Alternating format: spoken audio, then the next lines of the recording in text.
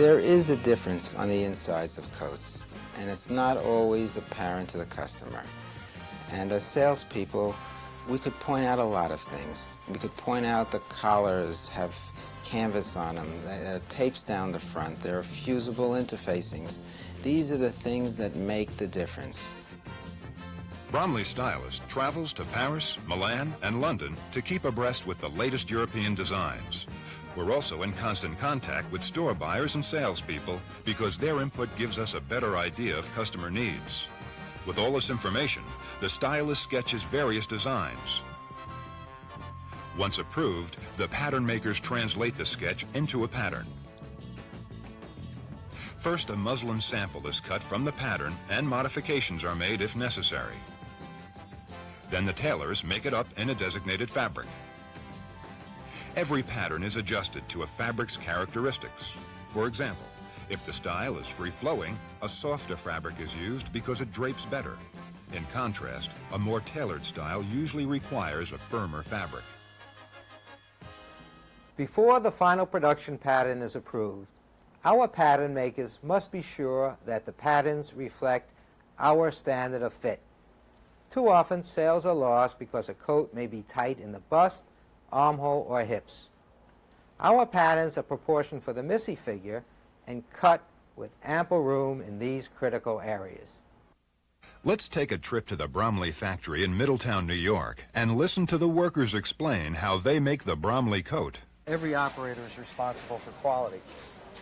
If she sews on a bad part, she'll get that part back when it's caught, and she'll have to fix her own work. So it's run throughout the whole factory, quality. Actually, sometimes I think what makes Bromleigh is I consider to myself three different things. It's the fabrics, it's the fitting, and quality. Really, that's what I think that sells the most, and we stand behind that.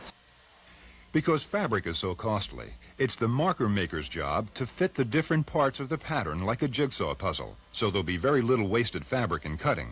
This process is called making a marker. A permanent copy of the marker is kept for recuttings.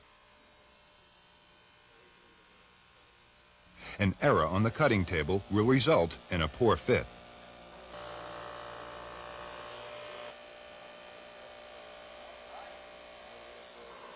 Cutting patterns in plaid present special considerations. The boxes vary. They're not exactly, it's not a piece of steel, or it's 4 inches, it's going to stay 4 inches. This will be 4, then it'll go to 4 1/4, and it'll go to 4 1/2, or 3 3/4, and that's why you have all this trouble with this stuff. After it's sewed in there, it's got to end up matching all the way across. And if it don't, then I'm in trouble. Interfacings are fused to the top collar, small parts, and facings so that the garment retains its shape. Pressure, time, and temperature durations vary, as different fusibles are used for different fabrics. Each is carefully tested so that the fusible parts will continue to adhere through years of wear and repeated dry cleanings. After the fabric is cut, the parts are distributed for assembly. Each pocket is chalk marked to ensure that the operator will set both pockets at the same height. Additional interfacing is put on the back of the front panel where the pocket is joined.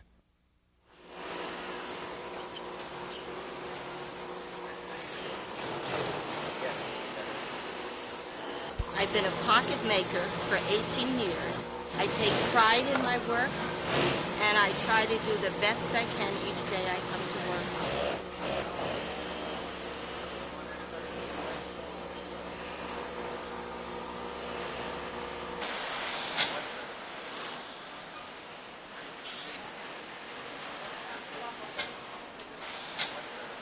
The pocket will look firm and fresh after many wearings. Our collars must be recut a second time to the exact shape of the pattern. This ensures a perfect fit when sewing the collar into the neck and avoids puckering and bulges. The excess cloth is trimmed and the two parts are sewn together. The collar is basted to prevent the top and bottom parts from shifting when pressed.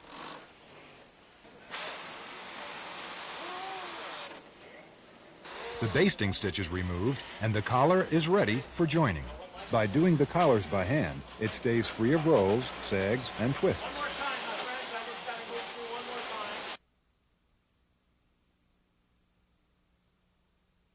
Like the collars, lapels are recut a second time.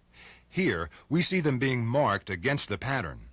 The operator will use a special machine that cuts along the mark line and sews at the same time.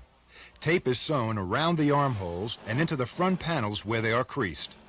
Tape prevents stretching and keeps the garment looking like new after many years of wearing and dry cleanings. If a coat is pressed properly, it will have that crisp, expensive look that says, "Take me home with you." On the other hand, poor, sloppy pressing is a sure way to lose a sale. Okay, right now I'm pressing the collar on a full coat. The reason why we press the collar on the full coat is to take out all the little pleats and little wrinkles in the coat that were made by the operator. I would say this is a very well-made coat. Oh, they take very much pride into the work. You can look at the coat. You don't have a whole lot of pleats or wrinkles and all in the coat. You see, it's very easy to press. The coat goes through many quality control checks during assembly. This woman examines for defects and trims the excess cloth away. The coat is now ready to be joined.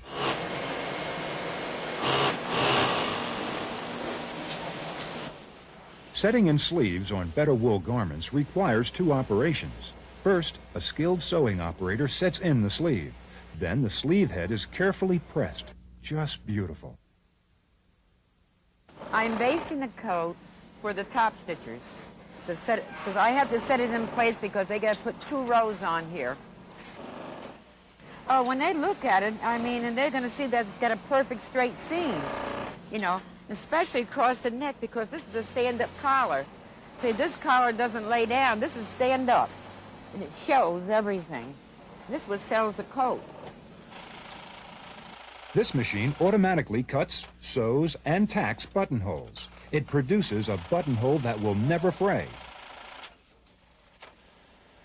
While Bromleigh's modern factory uses the most up-to-date equipment, it still recognizes the value of hand sewing in certain operations. The blind stitch machine joins the front and inside panels without any stitches showing through to the outside. After the coat is top stitched, the basting stitch is removed. The lining is sewn into the outer garment by a machine that simultaneously stitches and overlocks edges to prevent raveling. Before being shipped, every one of our coats must be examined. In addition, sleeves, bodies, and other critical parts are measured against specifications. The coats are shipped to our warehouse, where they're received into our computer system. The Bromleigh tradition today is the result of one man's vision. I started this business in 1928, determined to make a quality coat. Over half a century later, quality continues to be just as important. Because a coat is one of the most expensive parts of the wardrobe, many women view it as an investment that should not go out of style in a year or two. This is why such a significant portion of the coats sold are classic in nature. And it is also why we are a licensee of J.G. Hook, which has a nationwide identification with classic styling. We've been often asked, why in this day and age are we so insistent on good quality? This question was discussed very clearly in an ad in the New York Times about 10 years ago. It was a menswear store. And they raised the question, why do some suits hold up better than others? And can you tell the difference? And the answer was, when it's new, it's very difficult to tell, and only a tailor can tell. But wear it a while, have it dry cleaned a while, get caught in the rain with it, and then anybody can tell. And that's what we're doing here at Bromleigh. That's why we've been here for 58 years, why people come back to the stores and say, you know that Bromleigh coat? It held up well. I just liked it. I'd like another one. And this is what we're trying to build. We're trying to build customers.